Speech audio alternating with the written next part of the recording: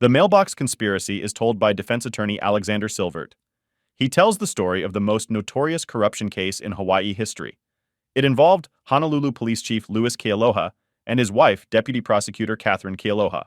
Louis and Katherine Kealoha and the Honolulu Police Department worked in concert to dupe the U.S. Attorney's Office into prosecuting an innocent man, Katherine's uncle, Gerard Puana, in order to cover up financial crimes they had committed against their own family in order to support their luxurious lifestyle. They were both convicted, and Louis is now serving a 7-year sentence while Katherine is doing 13 years. 3 other HPD officers were also convicted and incarcerated for their roles in the criminal conspiracy. Other related cases: the Kealohas were a very well-liked and well-trusted native Hawaiian power couple. Katherine was even put in charge of trust funds for the surviving children Ranson Taito, 12, and Ariana Taito, 10, of a family friend who had died. The trust fund never grew, it only disappeared. Claiming Ranson's mother could go to jail, Katherine told Ranson to lie to a federal grand jury that Katherine had given him all the trust monies. Ranson was later charged with conspiracy for lying, but the charge was later dismissed. Roy Amemiya, Donna Leong, Max Sword. Roy Amemiya, Honolulu's former managing director, Donna Leong, the city's former top civil attorney, and Max Sword, former Honolulu police commissioner, were charged in federal court for allegedly conspiring to hide the source of the $250,000 in public funds given to Louis Kealoha as a golden parachute for him to retire. Keith Kaneshiro. Keith Kaneshiro, Honolulu's former prosecuting attorney, stepped down on the day of a deadline to respond to a request by the state attorney general for the Hawaii Supreme Court to suspend his law license. He stepped down amid the federal corruption probe that spawned indictments of his former deputy prosecuting attorney, Katherine Kealoha, and her husband, Louis Kealoha, former Honolulu police chief. Also, Kaneshiro's attorney confirmed that Kaneshiro had received a target letter from the Department of Justice for a separate corruption case.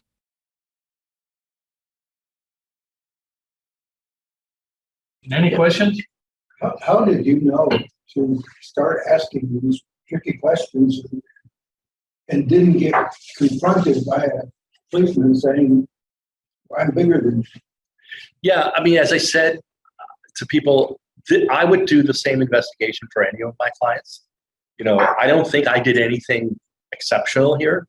I just followed the leads, and the leads became very clear. It was a lot of work. We issued 28 subpoenas, which in most cases I might issue 2 or 3. We issued 28. You know, one subpoena leads to one thing, which leads to more information, which leads, I mean, we issued sometimes 4 separate subpoenas to get to the end result of what we wanted. But I would have done that in any case, I think. It was just that in this case, things unraveled. I mean, once we knew it wasn't in video, we could go to trial. And then we found out that they lied about the mailbox. It was at that point, okay, now we just got to check every single thing. I have to tell you, every single police report we checked was a lie. I've never seen anything like it. Every single report was a lie. So getting back to when the chief threw that trial, what was in his mind? It was a mistrial, but it's going to reappear later. Or did he believe that let's just throw this out and we'll deal with it? Right. I don't know what his long-term goal was. It's my belief his short-term goal was not to let Katherine take the stand. Yeah, I got that. Yeah. I don't know what his long-term goal was. It may have been, they said, they would have, they could have come back later and said, forget it, let him go. Then they would look great, right? Wouldn't they look good to the Puana family? Like, we let it go. You know, I think that may have been the end game. But I don't know what he was thinking long term. I know a few people that, thought very highly of the chief and his wife. And it's, after all this, it's sort of, it must have appeared to most people there. My wife was a state court, family court judge. Katherine Kealoha appeared in front of her. She told me she was the nicest person she ever met. Yeah. That's a lot of people I spoke to said the same thing. I just think she has 2 sides to her personality. What do you think the police department is? Well, that's a great question. And in the book, I have a funny story, and I'll just tell you quickly what it is. I'm a season ticket holder for UH basketball. And so you kind of know everybody who sits in your section. And there's a guy who sits about 10 rows back from me. burly, big bear of a guy, leather, jacket, beard, much thicker than mine. And I don't really know him, but we talk basketball. So I'm walking up. This is before the Kealohas were indicted, but after everybody knew we had gone to the FBI. And he puts out his hand to shake my hand, and he pulls me in, and we're face to face. And I have no idea what's going on. And he basically just said, get the guy.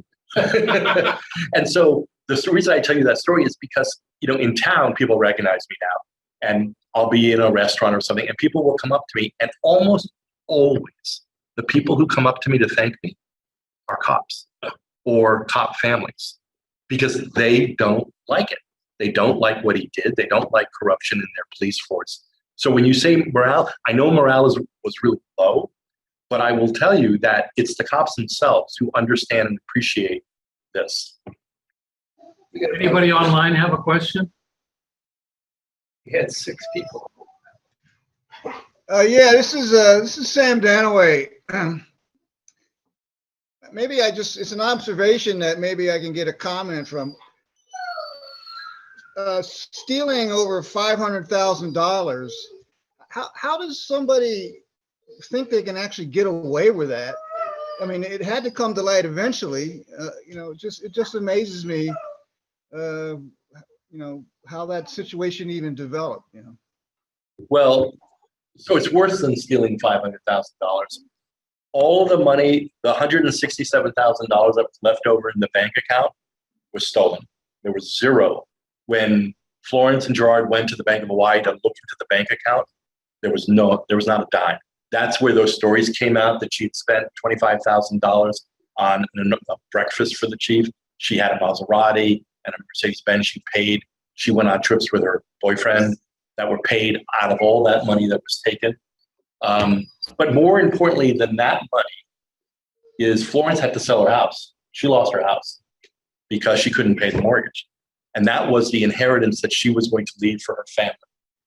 And that was gone. And the sad part is that civil lawsuit that the Puanas filed, I mean, you may know this, but if you don't remember, we had our mistrial in December. February of 2014, that civil trial went to trial. Katherine testified. The jury completely believed Katherine. And not only did the Puanas lose the lawsuit, the jury awarded Katherine Kealoha more than $600,000 in punitive damages.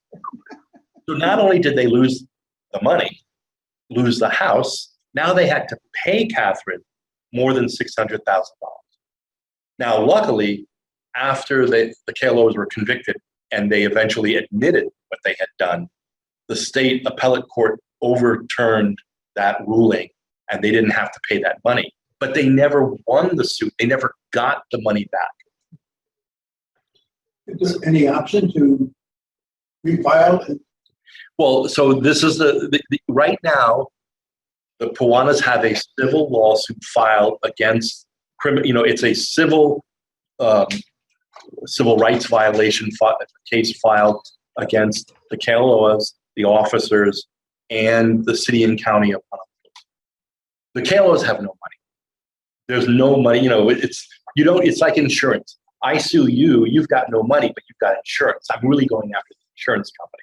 The Kealohas have no money, but it's the city and county. It's us, the taxpayers of Hawaii, who have the money. So the civil lawsuit the Puanas have filed for the violations of their civil rights is still in court. It hasn't been processed yet. It's still pending trial. The city and county has refused to settle the case. They're going to have to go to trial. And that's the only way they're going to recoup their money, because it's not coming from the Kealohas, even though he got $250,000 payout plus his pension. And does he have a house that he can? No, because under laws, you can't be forced to give up your home. So the Kealoha, my understanding is the only house he has is an apartment in Salt Lake City, but you can't leave a person destitute. So you can't touch that. And you can't touch his pension because by law, you can't go after a person's pension. The insidious thing here is when the police commission, and that's what is happening with Sword, Leong, and Amemiya, I'm not going to comment on the viability of that case, is by the police commissioning allowing Chief Kealoha to retire in good standing, he gets his pension.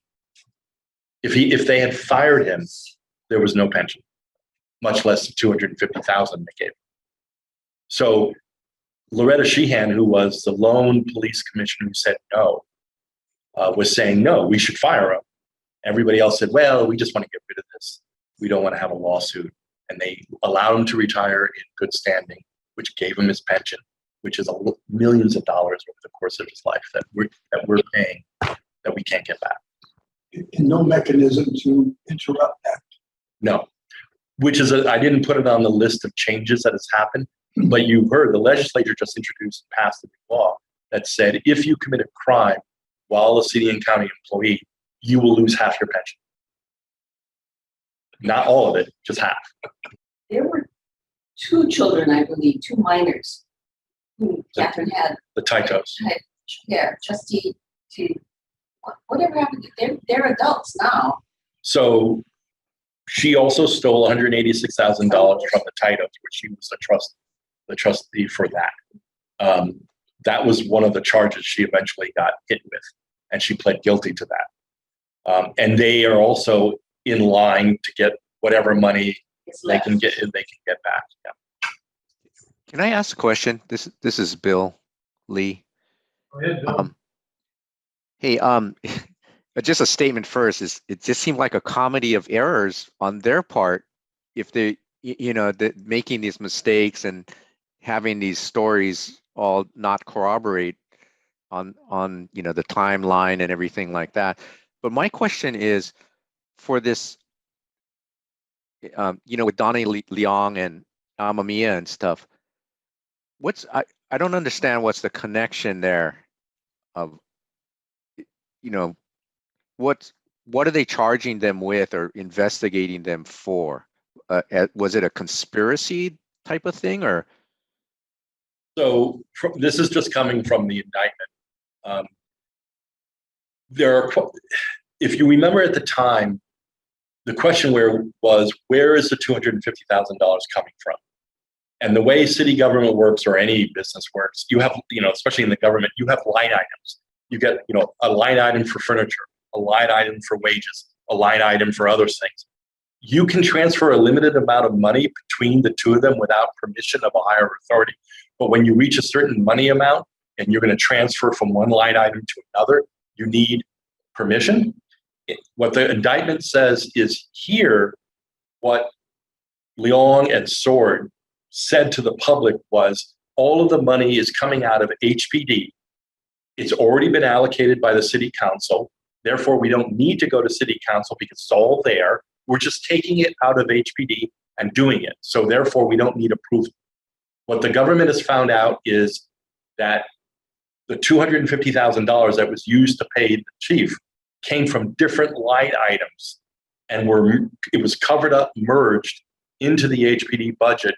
And so therefore, in reality, they did have to go to city council to get permission, and they were covering up and lying about it in order not to do it. You asked what the motivation might be for that. I'm not sure. I think it was, they needed to get the chief out. He was an embarrassment to the mayor. He was an embarrassment to city government. They wanted him out. Why they didn't go to city council and just get permission, I don't know. But according to the indictment, it was how they funneled the money that is the crime. How did Kaneshiro get mixed up? Although Catherine worked on it, he may have just been. So part in the book, but I didn't talk about here because it's too convoluted. There were questions asked to Catherine's competency, which she raised herself, which allowed us to subpoena her employment records. And those employment records are at Keith Kaneshiro's office. And I describe in the book, we got a federal subpoena to get those records, and they wouldn't even let us in the door. And so we have a federal judge's subpoena in our hand, and Keith Kaneshiro's office won't let us in the door to service. So we finally get those records, and those records are very damning. So I think Keith Kaneshiro at that point knew he had a problem. And things snowballed from there. And as I said, it's always the cover up, it's not the crime. Did he get substantial money to retire earlier? What? No. was the consequence? No, Keith Kaneshiro stepped down, but he stepped down with pay. So he got paid and to sit aside for more than a year before his term was up. So he didn't get a payout. He just continued to get his salary. That's why they were trying to impeach him. They were trying to actually impeach him because he wouldn't resign, and nobody would do anything. Nobody in the city and county government thought they had the authority to fire him. So, because he's an elected official. If you're an elected official and not an appointed official, who removes you? The only way you can be removed really is by impeachment. So they tried an impeachment petition, and they successfully got that knocked out in court. You mentioned when you started, the union recommended it. You said, I think you said that was going to play a part of it. Right. So Cusimano and Heine, the district crew 6 people who got the award, they sit on the union board. It's all a circle. It was a great presentation. I don't have the certificate for you. I can get it to him. Yeah. And again, thank you, Alex, for your excellent presentation. Well, thank you for having A me. lot of fun. Engineers and architects of Hawaii welcome your comments on this program and any of our recent programs.